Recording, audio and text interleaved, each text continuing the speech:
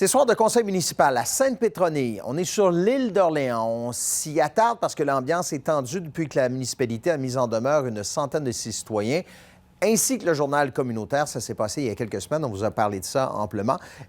Camille, bon, vous êtes devant la salle où se tient cette réunion-là. On s'imagine bien que la salle risque d'être bondée, là.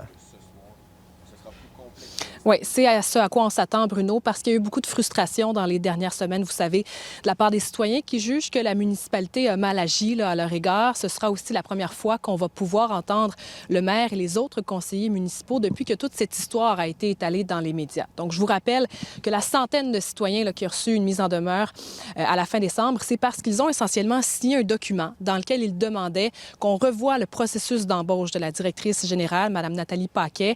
L'argument des citoyens, c'est que Mme Paquet a dû quitter son ancien emploi à la municipalité de Val-des-Lacs parce qu'elle a eu des manquements graves. Et ce que dit la municipalité, c'est que ça atteint la réputation de Mme Paquet, d'où donc l'émission de ces mises en demeure-là. Et là, la question que se posent les citoyens, c'est qui à la municipalité, qui au conseil municipal a pris la décision d'envoyer ces mises en demeure? On va écouter un citoyen. Qui a décidé ça, puis comment ils ont fait ça, comment ça a été autorisé? Tout le monde se pose la question. Est-ce que ça prenait vraiment une résolution du conseil pour avoir recours à des services professionnels? Donc, on se pose vraiment des questions. Et puis, à date, on n'a pas de réponse. Puis, dans l'ordre du jour, on remarque que la municipalité va aussi adopter un règlement pour mieux encadrer le déroulement des séances du conseil municipal. Oui, et là-dedans, il y a plusieurs dispositions. Le Bruno, notamment, ça va encadrer la captation audio et vidéo. Donc, ce ne sera pas possible de filmer tout le monde, seulement les gens qui prennent la parole. Par exemple, la période de questions sera aussi limitée à 20 minutes. Il n'y aura pas de questions possibles sur des dossiers en processus légal. Est-ce qu'on va pouvoir aborder la question des mises en demeure?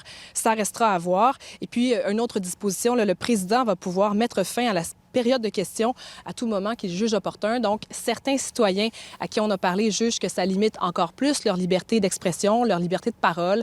On ne sait pas non plus si on va avoir le fameux document, là, le procès-verbal sur la prise de décision pour l'envoi des mises en demeure. C'est pas prévu, en tout cas, à l'ordre du jour. Donc, effectivement, il y a de la tension dans la municipalité, dans le village depuis plusieurs semaines. Est-ce que ce sera aussi tendu ce soir à la séance?